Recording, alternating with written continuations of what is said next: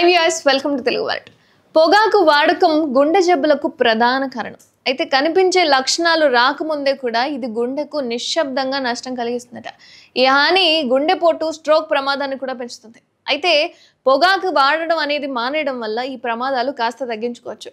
ఇక పొగాకు అందులోని రసాయనాలు గుండె రక్తనాళ వ్యవస్థలో అనేక మార్పులను ప్రేరేపిస్తూ ఉంటాయి. క్లినికల్ సంకేతాలు కనిపించడానికి సంవత్సరాల ముందుగానే గుండెపోటు లేదా స్ట్రోక్ లాంటి ప్రాణాంతక సమస్యలకు పునాది వేస్తాయట. ఇక పొగ అనేది శరీరంలో దీర్ఘకాలిక మంటను ప్రేరేపిస్తుంది. అది తాగే వాళ్ళకి, పీల్చే వాళ్ళకి కూడా ప్రమాదం. ఇక పొగలోని ఆక్సీకరణ రసాయనాలు రక్తనాళాల గోడలపై ఎడేషన్ అణువుల వ్యక్తీకరణ ప్రభావితం చేస్తుంది. ఇది ప్లేట్లెట్స్, తెల్ల రక్త కణాలు, ఎండోథెలియంకు అతుక్కునేలా చేస్తుంది. అండ్ ఇది మంటను పెంచడమే కాకుండా ఆక్సీకరణ LDL తక్కువ సాంద్రత కలిగిన లిపోప్రోటీన్ అనమాట.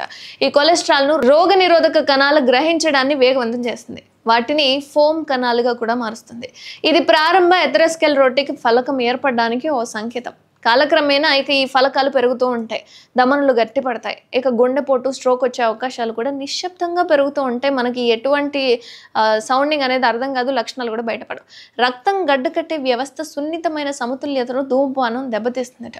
ఇది గడ్డలు ఏర్పడడంలో పాల్గొనే ఫైబ్రోనోజన్ అనే ప్రోటీన్ సాంద్రతను పెంచుతుంది. ప్లేట్లెట్ పనితీరును కూడా మార్చేస్తుంది. రక్తాన్ని మరింత చిక్కగా, జిగటగా మార్చడం వల్ల గుండె సరఫరా మారిపోతుంది. గడ్డకట్టే అవకాశం ఉంటుంది కాబట్టి గుండె స్ట్రోక్ వచ్చే ఛాన్స్ ఉంటుంది. ప్రోంథ్రోబోనిక్ స్థితిని కూడా స్పష్టం చేస్తాయి. దీనిలో గడ్డలు సులభంగా ఏర్పడతాయి కాబట్టి ఇరుకైన దమ్ములను అడ్డుకుంటూ ఉంటాయి.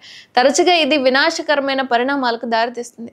ఛాతీ నొప్పి, శ్వాస ఆడకపోవడం లాంటి లక్షణాలు కనిపించడానికి చాలా వరకు ముందుగానే ఈ మార్పులు జరుగుతూ ఉంటాయి. ఇది అత్యంత ఆందోళన కలిగించే విషయం. అందుకు పొగాకు అనేది దూరం పెట్టేసండి. నికోటిన్ లాంటి పొగాకు రసాయనాలు రక్తనాళాలు సంకోచించేలా చేయడం మూలంగా రక్తపోటు, గుండె కొట్టుకునే వేగాన్ని కూడా పెంచుతుంది. అదే సమయంలో పొగాకు వాడడం ట్రైగ్లిజరైడ్ స్థాయిలను కూడా పెంచుతుంది. HDL కొలెస్ట్రాల్ను తగ్గిస్తుంది. ఈ రెండు మార్పులు ధమనులలో ఫలకం ఏర్పడడానికి కూడా సహాయపడతాయి. ఈ మార్పులు శరీరంలో గుండె పనిభారాన్ని నిశ్శబ్దంగా పెంచుతాయి. అండ్ పొగాకు వల్ల గుండెకు జరిగే నష్టం దాని నిశ్శబ్ద స్వభావం వల్ల మరింత ఆందోళన కలిగిస్తుంది. కొన్నిసార్లు అయితే గుండెపోటు, స్ట్రోక్ కానీ అకస్మాత్తుగా గుండె సమస్య లాంటి సంకేతాలు కనిపించడానికి కూడా సంవత్సరాలు పట్టొచ్చు. కాబట్టి ఎటువంటి లక్షణాలు కనిపించడం లేదు, నా శరీరంలో ఏం జరగట్లేదు, నేను సురక్షితంగా ఉన్నాను, బాగానే ఉన్నాను, రోజు పొగ తాగుతున్నాను అని అనుకుంటే తప్ప అది మీ తప్పు అవుతుంది. ఏదో ఒక రోజు ఖచ్చితంగా ఆ లక్షణం అనేది బయటపడడము ఆరోగ్యానికి పెద్ద ప్రమాదం. కాబట్టి చాలా జాగ్రత్త వహించండి.